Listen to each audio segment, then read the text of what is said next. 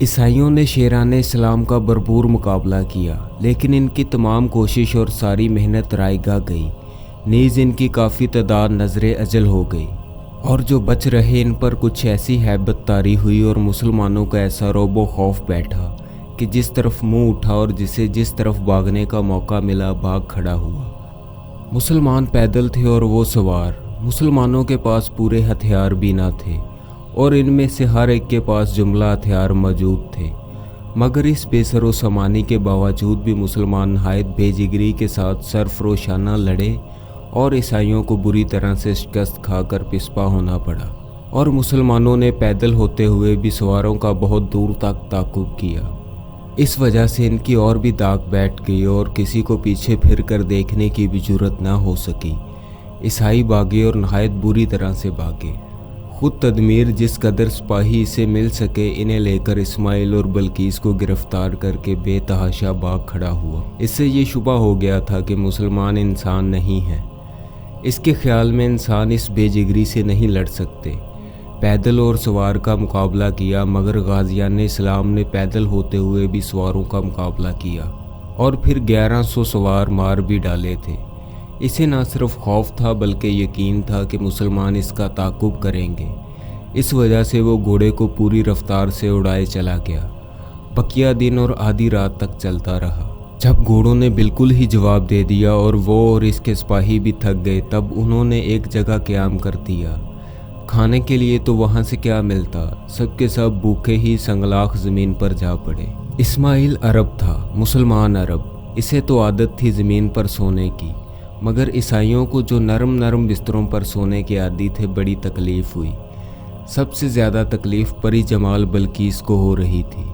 وہ نازک بدن تھی، اسے زمین پر سونا تو کیا کبھی زمین پر بیٹھنے کا بھی اتفاق نہ ہوا تھا۔ اسے تکلیف تھی اور وہ اس تکلیف سے بار بار پہلو بدل رہی تھی۔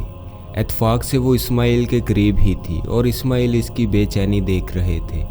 انہیں سخت تکلیف ہو رہی تھی، چاہتے تھے کہ اسے آرام پہنچانے کی کوشش کریں، مگر وہ خود بندھے پڑے تھے، اس لیے مجبور تھے۔ چاندنی رات تھی اور چاند اپنی تمام و کمال دل فریبیوں کے ساتھ نکلا ہوا تھا۔ ہر طرف اور ہر چیز پر چاندنی چٹک رہی تھی، جس سے ہر چیز نہایت بھلی معلوم ہو رہی تھی۔ بلقیس کے پیارے چہرے پر بھی چاند اپنی نورانی کرنیں بکھیر رہا تھا، جس سے اس کی صورت اس قدر جگمگا رہی تھی کہ اس کی طرف آنکھ بھر کر دیکھنا دشوار ہو گیا تھا۔ وہ بار بار کروٹیں لے رہی تھی اور جب کروٹ بدلتی تھی تو تکلیف کو ضبط کرنے کے لیے اپنے جاں بخش ہونٹوں کو آبدار موتیوں جیسے دانتوں میں دبا لیتی تھی۔ اسماعیل نے آہستہ سے کہا، کیا تم کو تکلیف ہو رہی ہے؟ بلقیس نے کہا، نہیں، کچھ ایسی تکلیف تو نہیں ہے مگر۔ اسماعیل، مگر کیا؟ بلقیس نے کہا، آپ کو میری تکلیف کا احساس ہو رہا ہے؟ اسماعیل، ہاں۔ بلقیس مسکرائی اور اس نے کہا، کیوں احساس ہو رہا ہے؟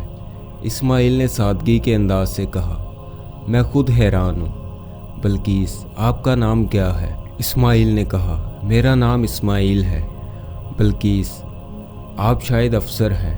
اسماعیل، جی ہاں، 500 سپاہی میرے تحت میں ہیں۔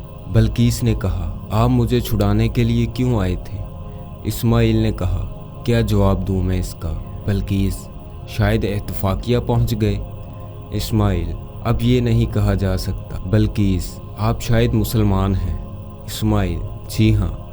بلقیس نے کہا، اور میں ایک یہودی لڑکی ہوں۔ یہ میں نے تمہارے والد کو ہی دیکھ کر سمجھ لیا تھا۔ تمہارا نام کیا ہے؟ بلقیس نے کہا، میرا نام بلقیس ہے۔ اسماعیل نے حیرت سے اس کی طرف دیکھ کر کہا، بلقیس، مگر یہودی تو اپنی لڑکیوں کے نام ایسے نہیں رکھا کرتے۔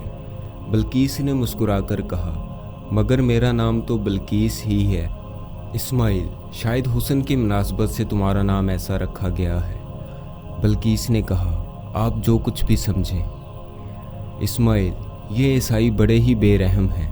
بلقیس نے کہا، کیوں؟ اسماعیل، انہیں تمہارے آرام کا بندوبست کرنا چاہیے۔ بلقیس، ان میں انسانیت ہی نہیں ہے۔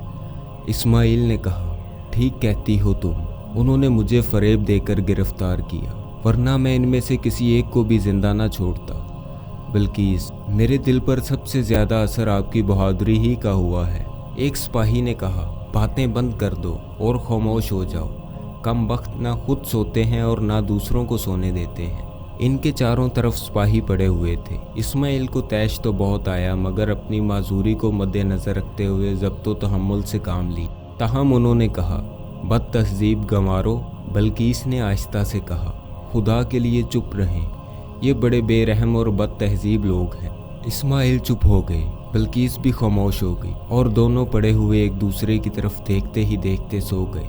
صبح جب بیدار ہوئے تو سورج نکل آیا تھا۔ سب اٹھے اور سفر کی تیاری کرنے لگے۔ اسماعیل نے وضو کر کے نماز پڑھی۔ تدمیر اور تمام عیسائی حیرت سے اسے نماز پڑھتے ہوئے دیکھتے رہے۔ تدمیر نے اپنے ساتھیوں سے کہا، ایسا معلوم ہوتا ہے کہ یہ کوئی عرب ہے، وہ عرب جو اپنے آپ کو مسلمان کہتے ہیں۔ یہ تو بہت برا ہوا، ان کم بخت مسلمانوں نے جس ملک پر بھی حملہ کیا اسے فتح ہی کر کے چھوڑا ہے۔ ایک عیسائی نے کہا، مگر سنا ہے کہ مسلمان تو کسی ملک پر بلا وجہ حملہ نہیں کرتے۔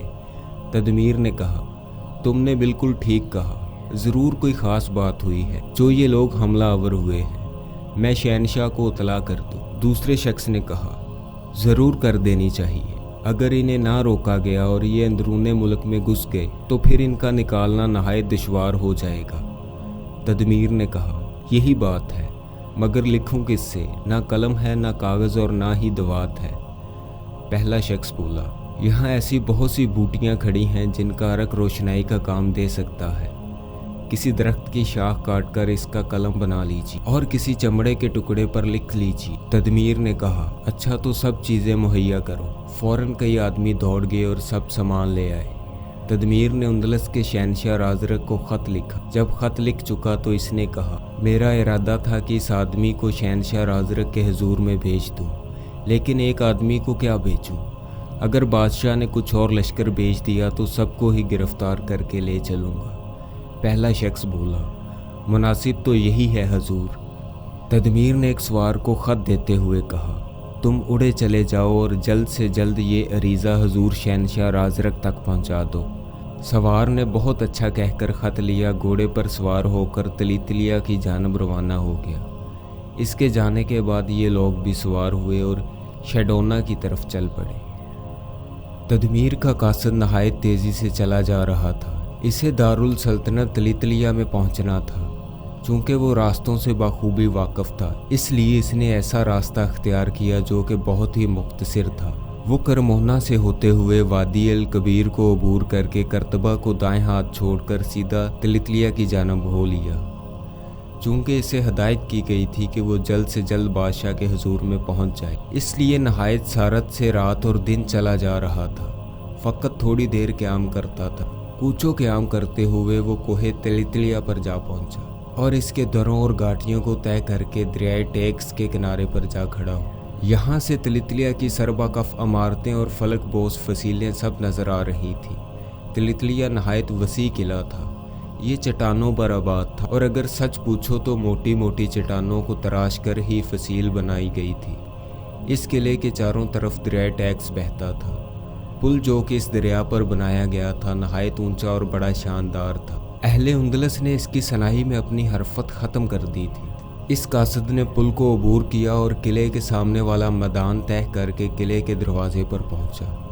اس قلعے کے چاروں طرف 4 دروازے تھے اور چاروں دروازوں کے سامنے اچھے خاصے میدان پڑے تھے۔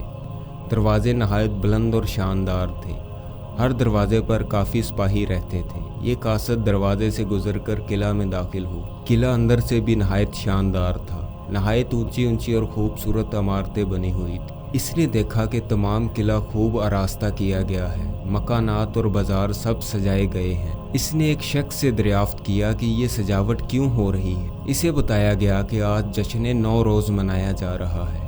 وہ جس طرف سے بھی گزرا اس کے کانوں میں شادیانوں کی آوازیں آ رہی تھیں، کہیں کہیں رقص و سرود کی محفلیں بھی گرم ہو رہی تھیں۔ لوگ اچھی پوشاکیں پہنے خوش ہوتے اور ہنستے پھر رہے تھے۔